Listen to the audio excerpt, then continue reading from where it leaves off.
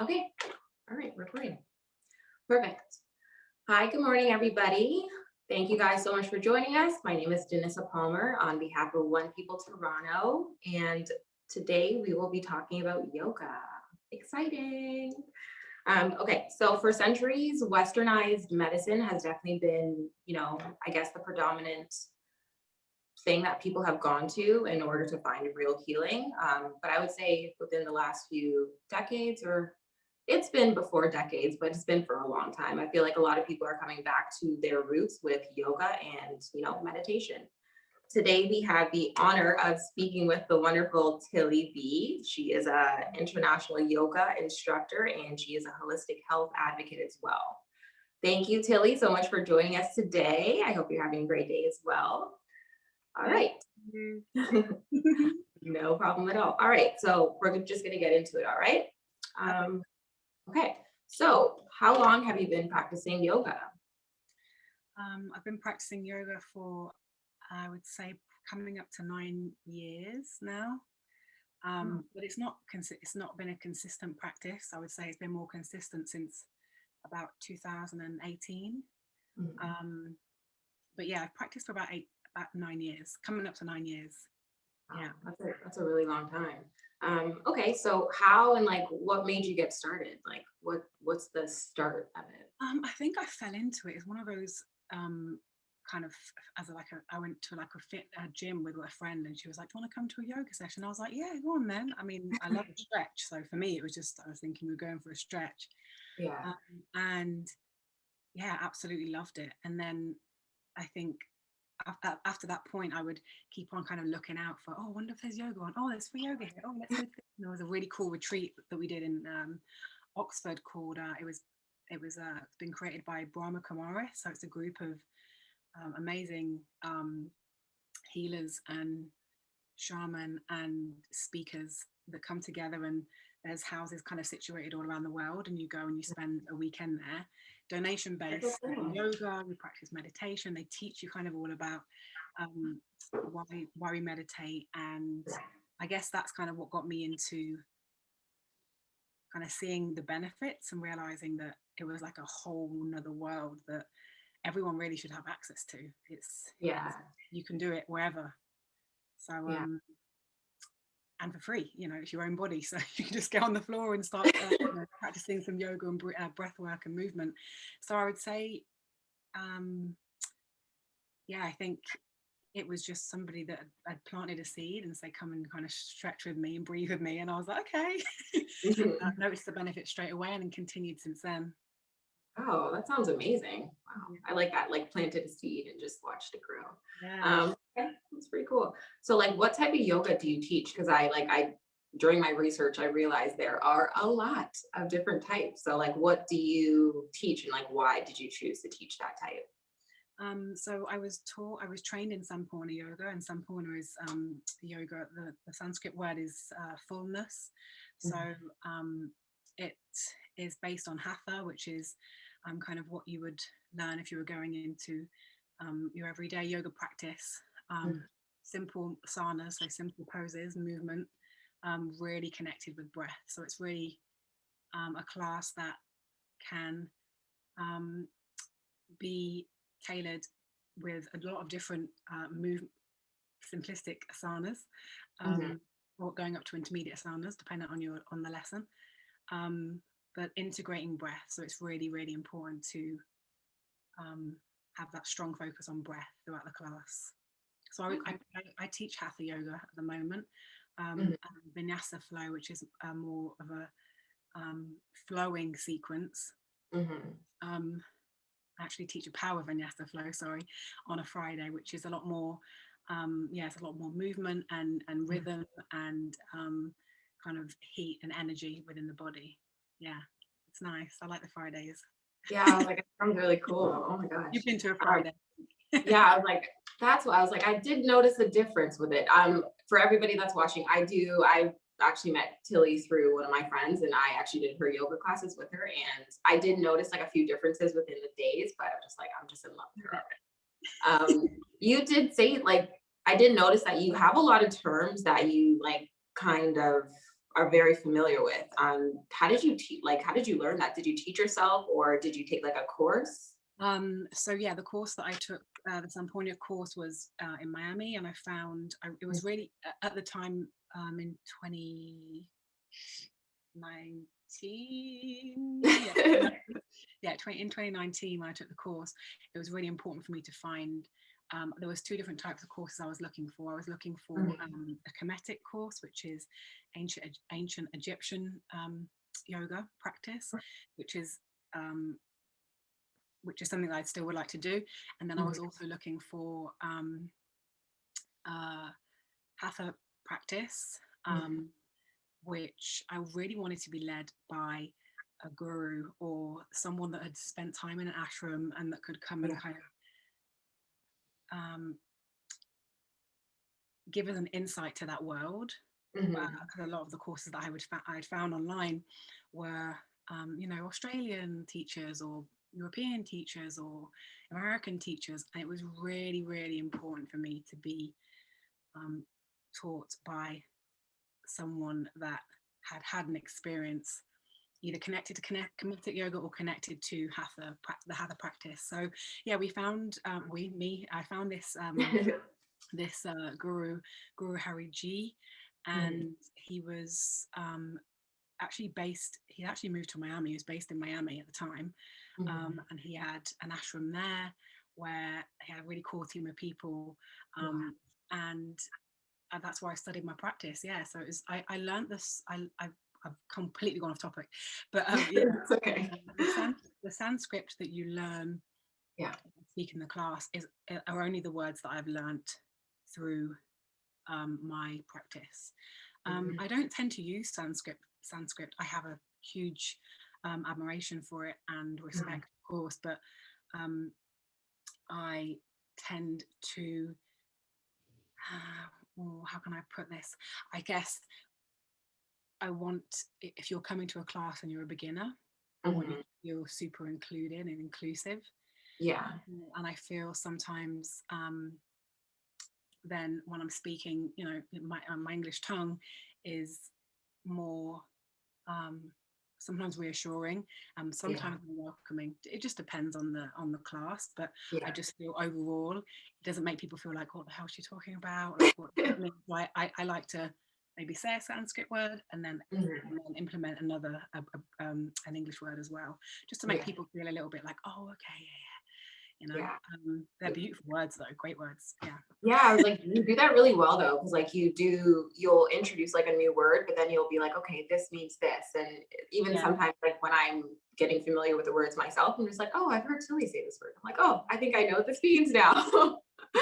It's pretty cool. But I like the way that you incorporate like both the English and the Sanskrit Yeah. because Yeah. it allows people to feel really included, which is Yeah. important, Yeah. especially Exactly. I for think it's beginners. yeah. Yeah. Exactly. Yes, okay. What do you like enjoy? Like what's the best thing that you can take from doing yoga? Like what's like your reason for doing yoga every day? I would say release of stress and anxiety Okay. and pain in the body. Like I'm in my 30s now, and I feel like, coming up to 33, I Oh wake my up and gosh. I have a bad back or I have a bad You're neck. 33? I'm 33, yeah. Oh my goodness. I'm like, what? Oh my goodness. I'm joking. I'm joking. Sorry. Honey, like Um, 30. You said you're going in your 30s. I'm like, what? You're like nothing like that. Sorry, continue. I'm like, I'm I'm just shocked. an 88 baby. I thought you knew that. No, maybe No. not. Yeah, Oh I'm an 88 my baby. Yeah. gosh. Wow. So Okay. I would say, yeah, like now I know that at the minute my back's a little tight, my shoulders are tight. So, Mm, after today, after this interview meeting, where I will go and stretch my back. And I think just knowing how to do that and knowing that it's only going to take me, 15 minutes to mhm. readjust my body.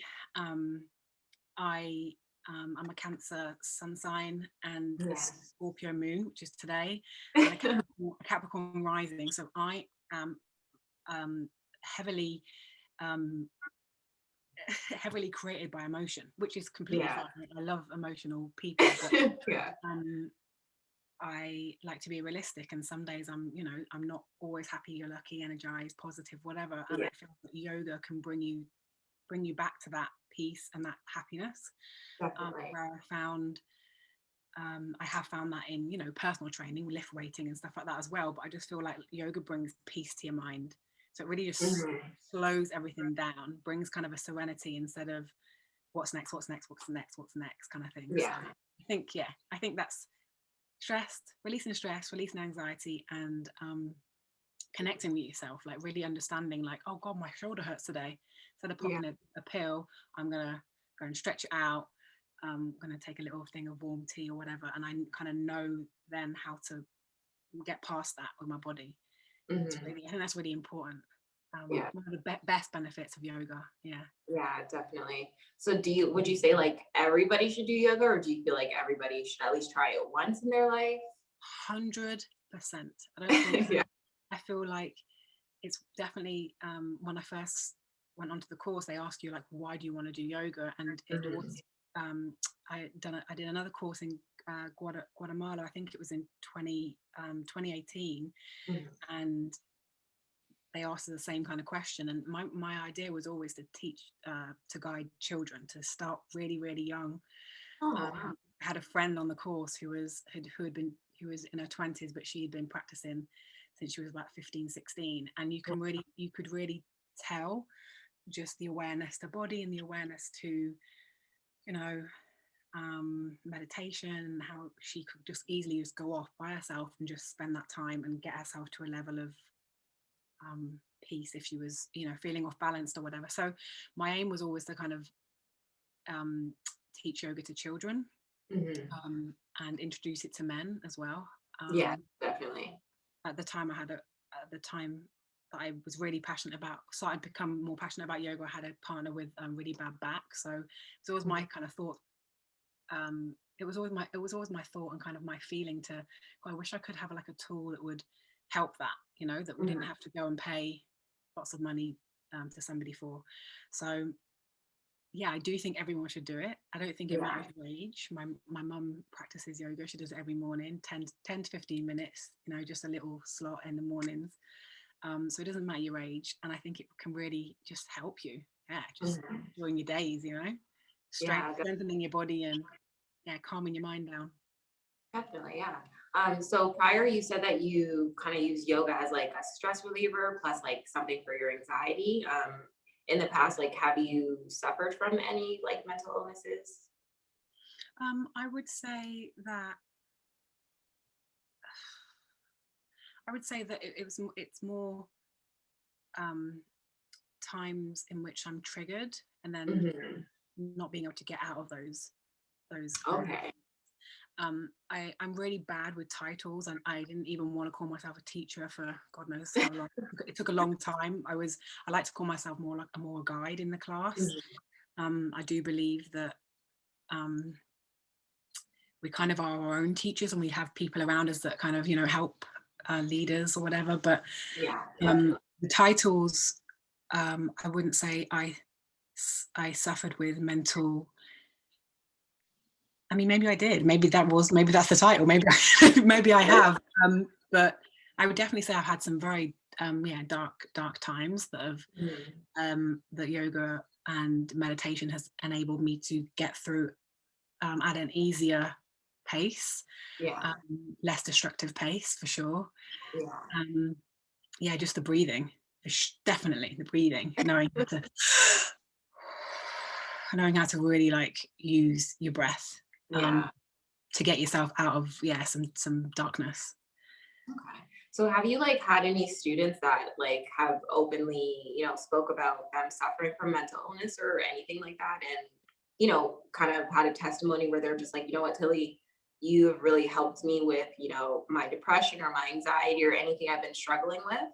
Yes, for Yeah. sure. I mean, yeah.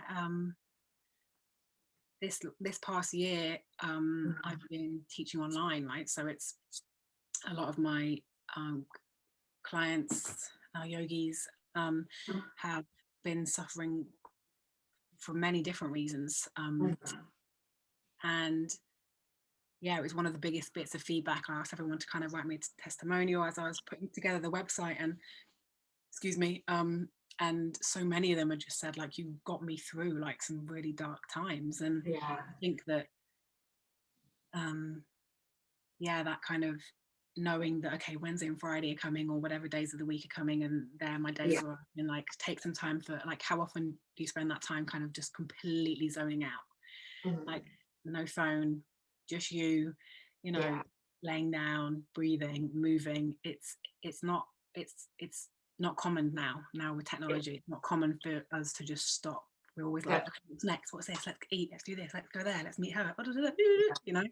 yeah. So yeah, I definitely have people that have come to me, and it's been an honor to receive that kind of that feedback, to say that Mhm.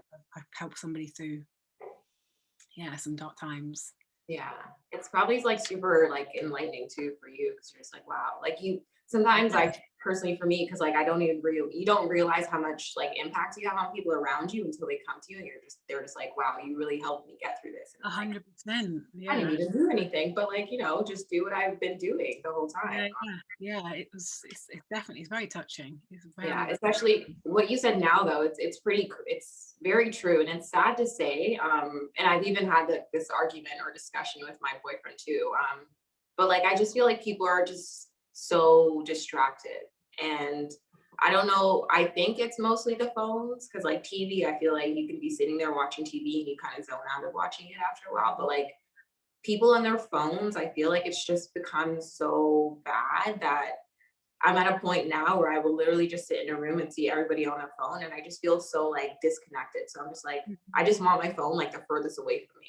yeah, I do the same. I do the same. I have to give myself times where I'm completely off of social media. I give myself times like Yeah, in the morning I don't check it till this time, and in the night I can't come off of it at this time, because yeah, it's an addiction, right?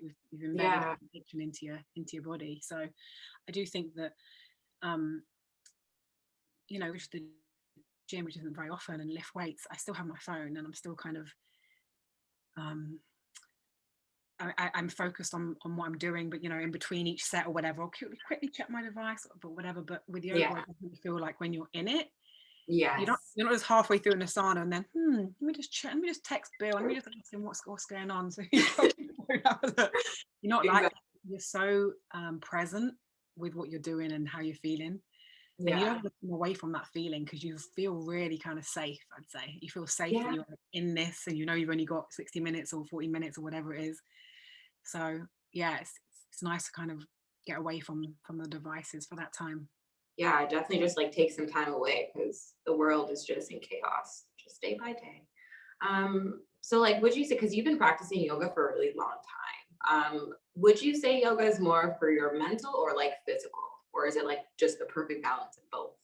Because like a lot of practices, I've noticed myself like a lot of, and I played soccer for years, but like doing some of the yoga practices, I'm like, oh man, my arms are burning, or like my body's burning. I'm like, am I weak or like it's just this is a lot. So even like I've noticed that it is physical, but it is mental too. So would you Yeah. say like No, I would say firstly it's mental, yeah, because you can do a yoga nidra class and lay down for the whole session. You can do, that's true. yeah, I would 100%, Kundalini. um Sometimes I've been to a Kundalini class, and there's like Mhm, 5 or 6 movement pieces of movement, mhm. and it's all just about breath. I would say it was definitely mental. And the reason it's mental is because we have this, I think people have, or we have this idea when we talk about meditation or mindfulness, is that you can clear your mind, and it's absolutely impossible. Yeah, You can't clear your mind. um However, you can consciously be aware of what you're thinking of. So within this conversation, I've thought about my dinner. It's mhm, 6:25, so I've thought about my dinner, and I've yeah, consciously brought myself back to being present, and stop that little thought that comes in, and yeah, with myself to be present. They're kind of tools that you learn mentally within yoga, as to how to kind of bring yourself back and just observe what you're thinking, and then just let it go. Don't worry too mhm, much. What am I thinking? Oh my god, I'm meant to be thinking anything. And sometimes you'll go through a flow, and you won't distract yourself once. Yeah. Sometimes you go to a flow and there'll be so many things running around in your head that it's hard to come back to kind of yourself and your practice and where you are and what you're doing in your breath. So Mhm. yeah, I definitely say it was mental first. It's just that you've been to loads of Friday classes, which are very physical. Yeah. I was like, those are, oh my gosh. I was like, those are really physical. I'm like, oh, I am sweating. But it's like, it's nice because like I played competitive soccer. So Yeah, not like going from like playing that and then like stopping and then, starting to like get back to into certain things. I'm just like, I literally sit there. I'm just like, how on earth did I run like for days on end? Like my body is in shambles. I can't do this. It's insane. Yeah, it's good though, because like you can like after a while me doing the same different movements, like I can feel strength in myself. So it's a nice feeling. yeah. And then I'm like, So I I'd just say want after to keep doing it. mental, yeah, after mental, the physical. Yeah. Because with the mental, you see as well, I think on Friday was cool. On Friday's last session, we were holding our downward dogs for, Mhm. 10 to 15 breaths, which we never really do, Yeah. because they are much more faster pace on a Friday. But it was just to feel the endurance and feel how much you could slow down your breath, knowing that actually you have all of that strength there in that Mhm. in a resting kind of position, but then Yeah. having that strength using your mind, breathing really, really slowly, and then those 10 breaths went so fast, and Mhm. yeah, so I'd say the mental comes before the physical, Yeah. and it helps the physical. Helps it. Yeah. Yeah, it just oozes it. It just like not oozes it. It like smothers Smooths it it out. like love. It's just like, yeah, Yeah. every inhale you're like, oh, okay, I got it. And every exhale you're like, okay, I'm relaxing. And every inhale, like, it's nice. It is nice. It is. I can't lie. Yeah. So, well, I did notice. I've noticed, like, especially with social media recently, just a lot of things become really trendy. Do you feel a little bit uncomfortable when, or like, do you ever get mocked by some people when they're not really supporters of like, alternative healing, or does that kind of bother you, or Okay, how do you feel? that's such a weird, funny question, because someone the other week definitely messaged me. Yeah. Um, it's difficult because I would say I'm um, I try to be as well, as humans we try to be as understanding and kind of see things from everyone else's perspective. Yeah. I'm an alternative medicine heal with herbs I'm on the heal with herbs spectrum, Yeah. and because of that, um, people can kind of be, think that it's crazy, or I don't know, Um, just that I think that I it's it weird. Like sometimes I feel like it's really sad to say, but I feel like sometimes like any alternative or like natural healing sometimes is like incorporated with like, spiritual stuff or like voodoo or like, witchcraft or like weird stuff like that. Not, kind I don't want of to say weird because, like there are some people no, that find it. it's connected with a lot of those kind of things, witchcraft and stuff like that. But I mean, Yeah. in terms of spirituality, what was Jesus given by the three kings? He was given the three things that, frankincense. Yeah. I use that, I use that daily for calming, for skin, for my Mhm. baths. I mean, there is such a connect. It is absolutely everything is connected. Mhm. Not isn't that there is no real right and wrong. It's all connected. It's just I believe in um, going to alternative, holistic, um, herbal medicine first, and then if Mhm. that doesn't work, then I'll go to my GP. But I haven't been to my GP in about 7 years.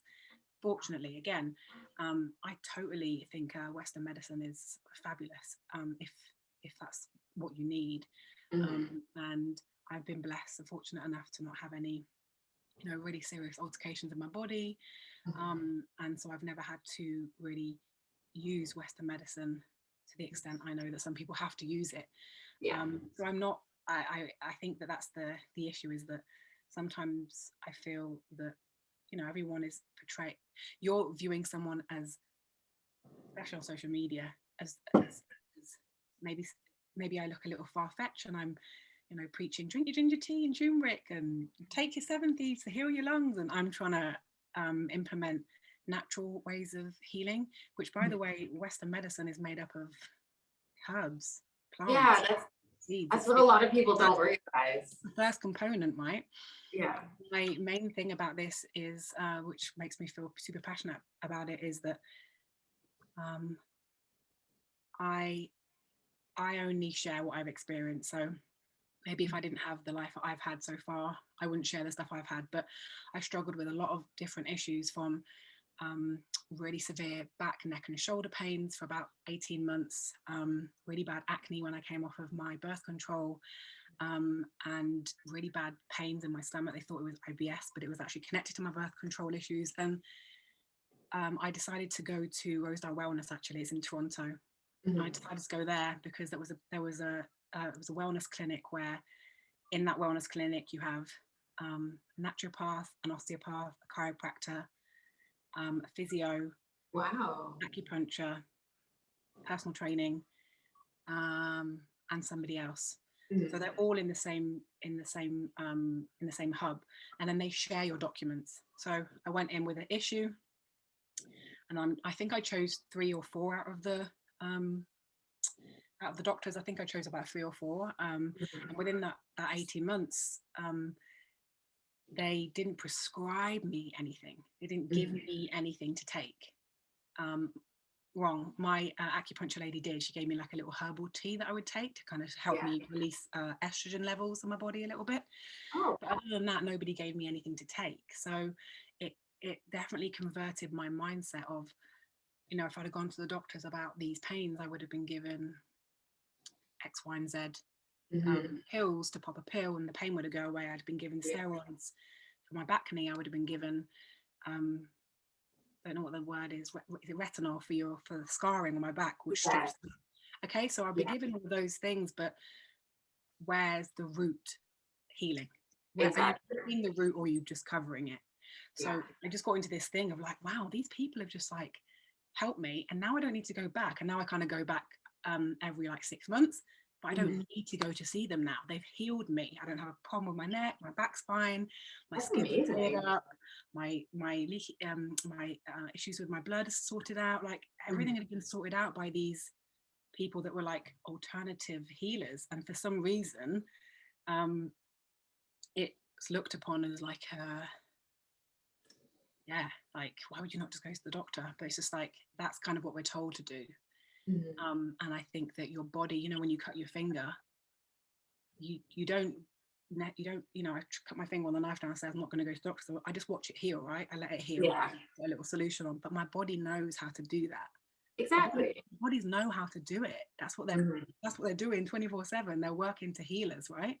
Yeah. So I think that there just needs to be a little bit more belief, and instead of being so quick to jump for the Tylenol and the Advil, just to be like, do you know what? I've got a headache. I'm going to eat 6 almonds and drink 4 cups of warm water. Let me just see if in an hour that's going to change it. Do you know what I mean? Yeah. And if it doesn't, then try something else. Our ancestors have been doing that for thousands of years. Our ancestors have been doing that. Yeah. Women have been doing that. Women have been giving birth on beaches. Yeah. We know how to do things. Like, Exactly. yeah, It's true. yeah. So it's definitely something that I feel passionate about because of my own experience, and kind of just to know that there are different types of doctors you can go and see. It's not just one Western doctor who is going to give you a pill or a prescription of some sort, and they're never really going to ask you about the root of the problem. They're never really going to try and find out the root of the problem. They're just going to mask it with a pill that's going to help for the meantime, So yeah, going back to witchcraft for sure. I think that's a really good same thing. I mean, wasn't Jesus too? Was he not doing the same thing? basically, yes. Naturally, Yeah. That's what he was doing. He's a healer. It's true. I like that point that you brought up though.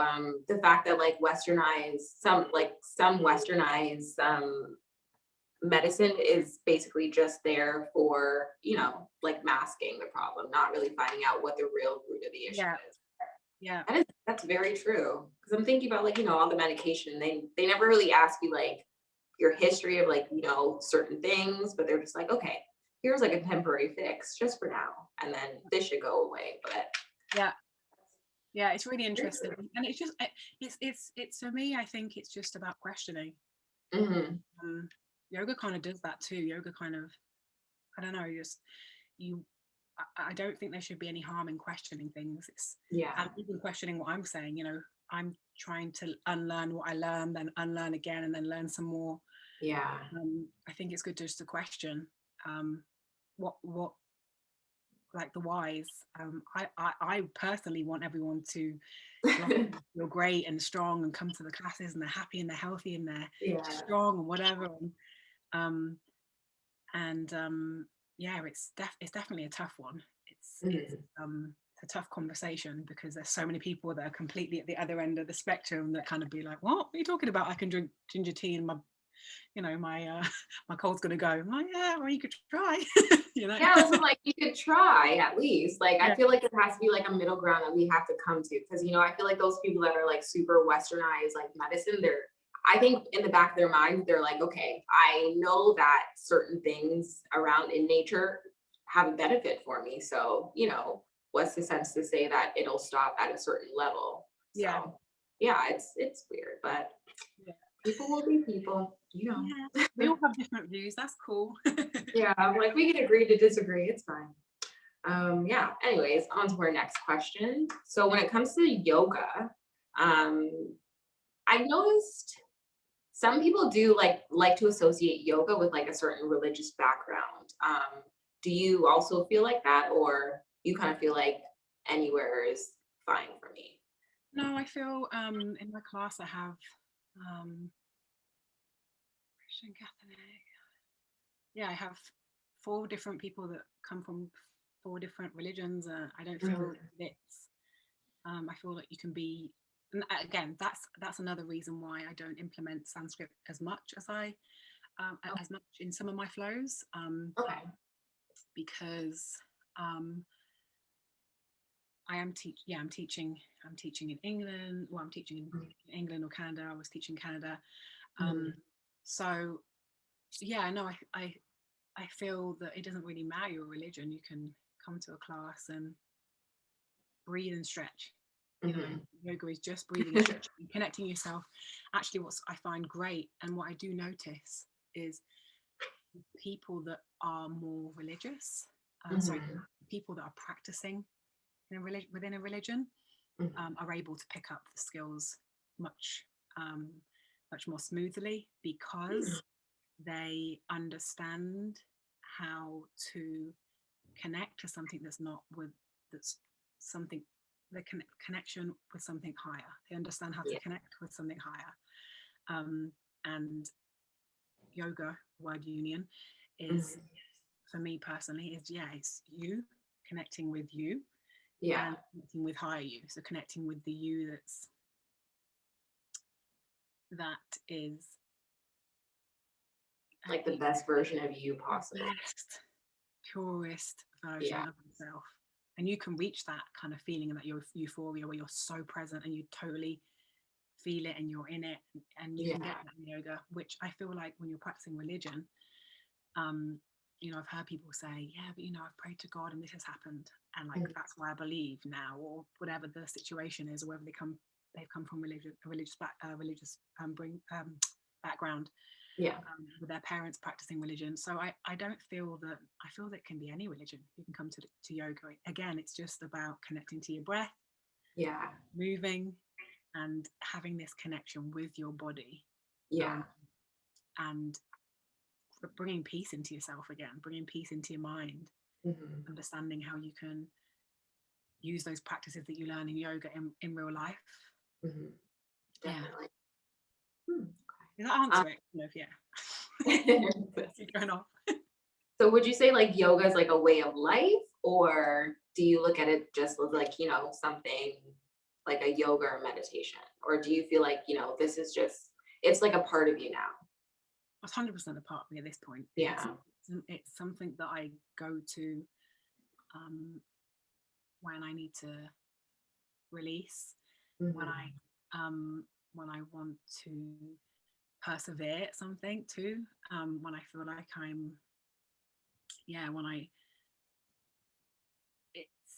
you can set goals, which is nice as well, which I didn't, that's not how I was taught yoga, but I like the journey. Yeah. I like that, like week 1 you're like, oh my God, I can't do this, and then week 4 Yeah. how do I do this? Like, Yeah. body is just crazy, like It and is. mind, because you're telling yourself, you like, your mind helps you get there. So Yeah. I think it's an everyday, it's a way of life now, even if it's just, sometimes I don't practice every day. Sometimes it's not a I tried, no, that's a lie, I had more or less do every day, even if it's 5 minutes. Yeah. But no, I definitely think it's a way of life. So you do practice every day, even if it's like for like a little bit? Yeah, so usually before bed I'll do 3 asanas, like lay on my back, knees to my chest. Yeah. It's one of them. Child's pose, so on my chest, knees open, feet touching, and happy baby, feet in the air. So just to get the blood circulation running from your feet all the way around to your womb area and your hip area is really nice before bed. It will give you a nice sleep. And yeah, so there's reasons, there's certain things that I will do depending on what it is that I'm, so bedtime yoga is a nice one because it kind of like settles you down for for a nice sleep, so you're not kind of go, you know, if you've had a bad day and then you get into bed and you're like you yeah, like kind of like your shoulders are like super tense and like you just, and then things are just in your head. Yeah. Like, tomorrow I need to do this, oh my God, get out. Oh my God, I wish I didn't argue with Sally today. Oh my God, the food was good. Like you just 1,000. Seriously, I know. Yeah. The yoga like just like slows you down, like shuts you off a little bit. Like, okay, I'm getting ready for bed. Okay, like just stretch my back. Yeah. I'm gonna try that before I go to bed tonight. Yeah. I want to have a nice, like usually sometimes like I find myself waking up a little bit too early and I'm like, I could go to bed or I could like just stay up and start my day. And I'm just like, and I'm a little bit tired. So I might try that. Definitely. Yeah, try it. It's nice with your partner too. It's really, I love doing yoga with your partner. That's really nice. Yeah. I will try. He's actually a Cancer too. So we'll see how do you think he'll be into, I don't know. Yeah, Maybe. definitely. He has like lower back issues, so like maybe that'll be better for him. Yeah. My partner too. Yeah. Love issues. Yeah. Yeah, I might have to try Main reasons to start it is an issue. Yeah. Definitely. Yeah, definitely. That's true. Like I want to do yoga right now. Yeah, you're like, oh. Seriously. So like what would you say has helped you the most with your journey? With starting your classes? Like what's the biggest difference you've noticed within yourself from like when you first started to like today? And like what do you think helped you with getting there? You have to just do things. Like procrastination is fear, and procrastination is, I don't even know where it comes from. I do, it comes from ourselves. We don't think we're good enough always. And that's, that's okay to a degree. Like you don't have to go out being like, I'm the best, I'm going to do this. But like I think that it's nice to just do it and keep on learning along the way. And that's yoga, right? You start in a position and you can't really do it, or you're struggling, or you're wobbling, or you're feeling off. But with persistence and just a little bit of practice and a little bit of attitude, like yes, I can do it, I'm going to go for it, I'm going to try, turn the camera off, or because in the classes obviously they're online, you can turn the camera off, right? And just I think that what I've learned from the start to now is that fear only ever will stop you from doing all the things you want to do. So you just have to do it and then keep on moving. You're never going to start and be perfect at something. And if you are, then you've got room to go and practice something else and become, there's always something to learn and something to grow towards, right? So I think from starting to now, I would say that now I just tend to do things, whereas before I had so much fear and kind of anxiety that I wasn't good enough to teach people. And I just used to be like, maybe next week I'll do this, or maybe I'll do that. And now I'm just like, I'm just gonna do that tomorrow. Whatever. Yeah, I was like, if I fall, it's fine. It's a learning. Yeah, we'll try again next time. That's I like that. Motivating for people. Just do it. Like Just Nike. do it. Like, life's too short. Just do it. Keep learning, Yeah. do it now, and then, you know, learn some more. And I definitely can see my teaching style back then compared to now. So much more confident with. Now I understand how to write my classes and like shorten them and know what I'm doing next. Whereas back then I had to write every single thing, and like I was like very particular with everything I was saying, and you could feel it in the class. You know, I wasn't as you know, just relaxed. Yeah. Yeah, it's about. I think teachers forget. I had a girl call me yesterday from Vietnam who's one of my friend's friends who wants to get into teaching. She just got her yoga license, and she's like, give me some advice. And what do I do? And I was like, just start, like literally tomorrow. Be like, right, guys, I'm going to do a class at the weekend. This, you know, and because that's the first step, is just starting. Yeah.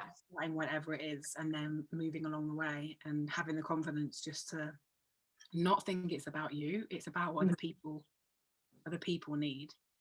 They needed what I just learned. Those people that came to that class that week, I couldn't believe it. I was like, oh my god, people are coming in. It's like, okay, we're being told. Yeah, right, okay, right, okay. And then you're like looking across, making sure everyone was okay. But you realize that those people are coming because you've learned something, and now they want to learn it. And that's what it is. It's not about you being like, you know, sometimes I'll be like, oh, put your hands on your shins, and I'm like, no, you can't put your hands on your shins, we're on our bellies. Okay, sorry guys. That's okay, you know, it's okay to do wrong and then try again. And like, I'm gonna be like, oh, never go into her class, she said the wrong word. You know? No, I and sometimes like I don't even think people really notice like anything like that has even happened, because they're just like, you know, I think, I don't know, personally for me, when I have a teacher and an instructor that I'm learning from, I really like seeing them make mistakes, because I'm just like, oh, you're human, you're normal. Yeah. Like, yeah, you're not a robot. Oh, thank you. And like it kind of made it, I think I'm more invited to actually go to the class after, because I'm just like, I kind of feel like we're learning together to a certain extent. Of course, you're still teaching me, but like, you know, we're still learning together, and I don't feel like I need to be perfect when I go and like log into the class. So I like that. I think that's why I've always called myself a guide and not a teacher, because it's then it's easier for people to relate and be like, okay, she's guiding me, but I in the practice need to guide myself while she's guiding me. So it's really nice. Really fun. I like it. So for someone who has never really heard of yoga, never tried it, and is a little bit on the fence about it, like what's something that you would tell them, or like how would you convince them? So I think you can go to a lot of first yoga classes that completely aren't for you. I, funnily enough, when I moved to Toronto, I found a yoga teacher who was teaching one-on-one classes. So she used to come to my house for an hour. Oh wow. That was way better. So I don't obviously that's not always possible for everyone. She was my friend who was teaching yoga. So again, if you know any friends that are yoga teachers, maybe a yoga teacher is always like are always open to trading. Not, I shouldn't say every yoga teacher, but a lot of yoga teachers are open to trade. So if you have a service that you can trade with them, that's always a nice way of being like, you know, if you haven't got the money up front to say, I need a one-on-one trainer, but is there anything you need that I can give to you? It's always kind of a nice, and that's I think how we started out as we traded services. And it was great to understand yoga like that, because I really was able to get into certain positions, and she would help me get into those positions. But it was like a lunge, you know, like how to lunge properly, which sounds it's like, what do you mean? Everyone knows how to lunge, but no, I was lunging wrong. My hips were twisted, and you know, I was putting too much pressure on my knees, and then I'd leave a class and I'd be like, oh, my knees hurt. And she was like, yeah, because you need to make sure that you're standing here and put your weight here. And so that was really cool. So I would say to try and somehow find someone that teaches yoga one-on-one, or to start off with different yoga classes for beginners, Okay. because I've been to many classes and not always connected with the class, and then it can really put you off. You will find a teacher and a class and a flow that makes you feel really good, and I think then you're able to be like, okay, cool, now I know my basics. Now you can go to any class, because not any, but to any beginners to advanced classes. And yeah, just find that teacher that you love. That's one of the most important things I would say about yoga. Yeah. I've been to many classes. I went to Downward Dog, and there was like just under 50 people in the room, and I was the only black person in there. Oh, wow. And that was, that happened a lot around the world that I've practiced, but I still thought the teacher was great, but the space was wrong for me. So it's not always even about you going to the right class. You might just not connect in the space you're in as well. So just keep on trying different spaces. And then YouTube is wicked. I follow Bright and Salted Yoga. She's amazing. I follow her online. She's actually from the States, and she is brilliant. She has things for beginners, backs, higher paced.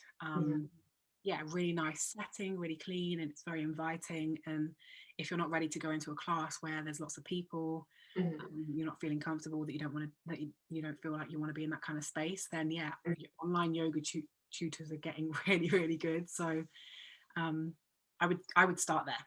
Yeah. Okay. That's taking everyone else, but yeah, also me. I'm going to have videos at some point, but I keep saying that every week, but I will. Yeah. But for now, Bright and Salted Yoga is brilliant. She's from the States. Yeah. Okay. Well, for everyone that's watching and listening, if you guys want to watch or start yoga sessions, there you go. Yes, but Till, you also have your website that's coming in. Well, you already have your website. That's coming, but the videos aren't on YouTube yet. They're Okay. in editing process, so they will be very soon. Yay. Yeah. I'm excited. I feel like I'm gonna be like more excited for that than like anyone that's watching. So I can like pause it. I'm like, let me practice this for a little longer. Classes aren't always like great at time for people as well. So like people are like, I can't come at that time. It's such a weird time. And I'm like, oh. Yeah, I was like, sometimes it's like the time too, and that's because I'm like the YouTube videos are a little bit more convenient for people, especially like if you're considering now because the recent lockdown within Toronto, everyone's like forced to stay at home. So I'm like, now it's like the more convenient time, but definitely like I don't even know when things are opening back up, but I would say like in 2 weeks or a month. Okay. Maybe. Yeah. Let's hope so. Ours is end of May as well, but I think our gyms are just starting to open. But I think, yeah, yours will be end of May. I think ours is end of May for like restaurants and. Yeah. Yeah. Honestly, the UK is a lot better with this whole COVID situation, to be honest. So everybody moved to the UK. No. Anyway, do you feel like people like over sexualize yoga sometimes? Oh, I think people over sexualize everything in life. Yeah, for sure. Yeah. I mean, why would it's a question that comes up a lot within yoga. Because, but my dancer friends get it too. Like my dancer friends get it because they know how to move their bodies, and that can be perceived as being sexual. Also, this connection that you are able to build with your body makes you feel very connected to body. So when I'm doing my spinal rolls, if I've recorded spinal rolls and then I watch it afterwards, I'm like, wow, that looks so like it's so seductive, but it doesn't. Yeah. It wasn't like that when I was flowing, but Exactly. it's very like that because we're so disconnected with our bodies. I mean, again, you can find certain teachers, like I don't actually know any. Actually, no, even Bright and Salted Yoga, she doesn't. You can watch all of her flows, and there's nothing sexualized. I would say even her page, it's very open and well-rounded. It depends on your personality. I think that you can perceive something as something because of the way in which your experience in your lessons. So you're looking at something as that all that sexualized, or that person has sexualized it a little bit because I mean, yoga gets you very, very, very connected to breath, and there definitely has been moments within my practice where I'm completely goosebumped all over my body, Yeah. hot and cold, completely. My body is stimulated. My body feels something's going on, you know. Yeah. And so now when I look at certain yoga flows or women flowing with yoga, oh, by the way, men too. I mean, there's plenty of men now out there doing yoga. Yeah. It can look and feel very sensual. And that's just dependent on how somebody flows, for sure. Is it a problem? It's hard to say. Food to me is sexual. I only ask because there's a recent, sorry, certain TV shows, watching that's, someone, someone braiding someone's hair, someone massaging someone's body. definitely, yeah. There's so many ways we can sexualize something. It's definitely there. But I don't think it's wrong. Okay. I think it's wrong if you're set. I mean, I can't say that I watch hip hop and R&B videos. It's very difficult. But the thing with yoga is it's not about that. I think that's the main thing, is that it's not about sex. That's true. It's not about that. It's just that once you are able to move and connect with your body through breath and movement, I do feel that you are able to connect to many other different things. Definitely. Through movement. Yeah. And my dance would say the same kind of thing. Yeah. Yeah, there's actually, I think, was it on Netflix? There's a new documentary actually that came out. I think it's on Netflix about a yoga instructor from, I think, New York, where he actually was charged for a few counts of sexual assault. You're talking about the Bikram yoga? You're talking about the hot yoga? Yes. Yeah, no, I've seen that documentary. Yeah. I mean, that, by the way, I mean, I've watched that documentary. It's absolutely disgusting. Yeah, that is not, that was one very egotistical man. who some say was an amazing teacher, but the majority of the people that went to his classes were like, yeah, he is. Yeah, a little off. But I love hot yoga. I think hot yoga is great. You can just click my neck. You can really tap into a deeper level of stretching because your body's so warm and malleable. Yeah. Wow, and you leave and you're really like. No, I don't agree with that. That was not that video, and the way he put his hands on people, things like that, completely inappropriate. Absolutely inappropriate. Yeah, that's not what I was referring to before in terms of visually seeing yoga, or kind of the perception of it. That was completely wrong. Yeah, he's disgusting. Really, really not nice.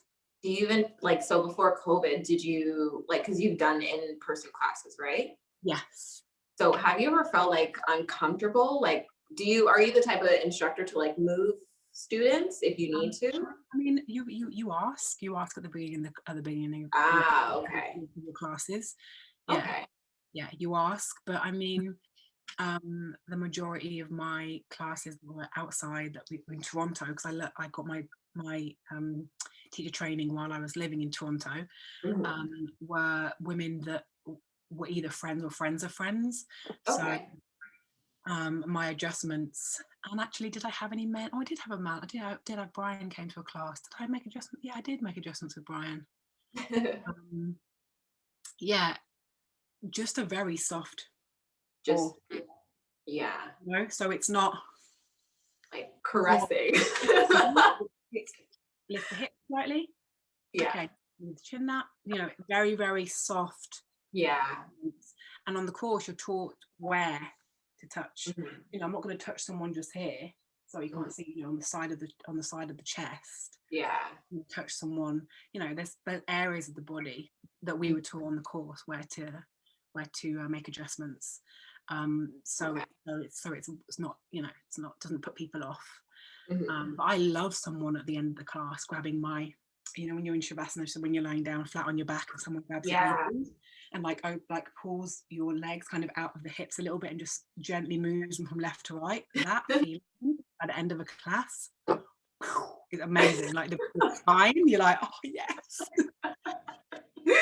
Yeah. Relief. Like, yeah. I might have to try that. I'm Yeah, telling it's you, as soon as nice. we're done with media, I'm going to go do a yoga class. Yeah. Like, You can ask your guy when he gets in, hey babe, can you just pull this literally, leg? can you just put my leg there, please? You could be like, what is wrong with you?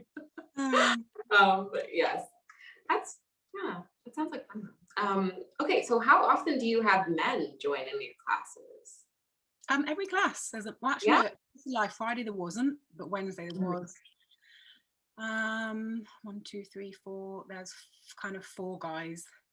Wow, that's a lot. Yeah, yeah, That's men. really It's becoming more common for men to come to the to practice yoga. And it's very interesting. The majority of them, I don't want to stereotype, but the majority of them do have lower back issues. That's the main issue. Lower back. Yeah. Yeah. I think it's like the lower work. back and tight hips. Yeah, definitely. I think it's like the work. A lot of the working, the jobs just out there is really physical, especially for men. So, you know. Yeah. Or even honestly, even just sitting at a desk is like your back definitely messes up after a while. So really anything you're doing is And I just. feel women move more, like we'll get in from work and like dance in front of the mirror. I don't know. I'm stereotyping, but I feel like women just tend to move more. I don't know. They're just much more, you know, like Men are just like really stiff and aware of their body to move it instead of you know, like, yeah, it's interesting. That's why children and men were always at the forefront when I first started. Because I just saw more of a gap there in those areas.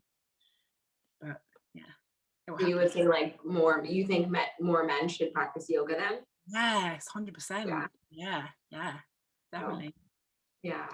I think majority of men actually do suffer from like some sort of mental illness, but I don't think that they talk about it as much. But yeah, I think like, more awareness should be brought about it because I think, especially Black men in general, I don't think that they've been aware enough to know like, certain things can't help them because a lot of times they just view it as like, oh no, that's just for women or like that's a female thing. So oh yeah, the 4 guys that come to my class, they're all black. Oh, that's good. Yeah, I like that. It's great. It's amazing. I mean, yeah. You might new color come to the class, but I'm here. I'm creating community, you know, a safe space for our community. So yeah, it's definitely nice to see men giving themselves a time to check in with themselves mentally. Yeah. And physically, but mentally for sure. Like that's the first start. The first start of saying, yeah, I'm coming to the class and then clicking on that yes Zoom link. That's the first start to saying to themselves, I'm planning to heal myself. Like that's or I'm making a change. I'm making change, Definitely. All right. Well, on to our last question. What is your most favorite thing about teaching and practicing yoga? About teaching and practicing yoga. Oh my god, my best thing. That's so hard. Or I was like, I usually ended off like all interviews with this question, but I usually try to like freestyle and say 3. If you don't have one, you can do like 1 or 3. Because I was like, usually it's not just 2, it's 3. Oh my gosh. My best thing about teaching yoga is I'm such an empath, so seeing and feeling that someone else has connected with themselves, that flow, and felt something, that flow that's priceless for me. I absolutely love like finding out, you know, when someone's messaged me after class, I'm like, oh my god, that was so good. I saw this. Oh my god, I felt this. Oh my god, I loved it when you did that. Like I really love that they have enjoyed it. It's such a beautiful thing. And also when I would say practicing yoga, my best thing about practicing yoga is just the release. It's just the release of everything that your body doesn't need. and the releasing thinking too much, the releasing stress, the release anxiety, the releasing depression, the releasing everything, just the release of it, like the way you feel afterwards. And yeah, sometimes in a class that won't happen for me. Obviously, I was doing the class, but the times that does happen, it makes up for all the other times that it hasn't, because you just become that one step closer to feeling at peace and one step closer on your healing journey, right? Everyone has something to heal from, so that's very, very true. Big or small. So yeah, for me it's just a release of it. The best thing about yoga. Yeah, I was like, just the feeling you get like after, you know, finishing yoga, that feeling of like being centered again, it's really just like so peaceful. Just like, oh, I can do anything. Nobody can bother me. Nothing will throw me off my day. So nice. Yeah. It's a really nice feeling. It's like, yeah, I don't know how to really explain it, but it's just for anybody that hasn't tried yoga, I definitely would recommend you try it at least once. If you try it once, you won't be able to stop, but definitely, you know, try it. But thank you so much, Tilly. Everybody that's watching, please go follow Tilly on Instagram. Her name is Tilly B, and she also has another account, Rasta. Please, guys, go follow her.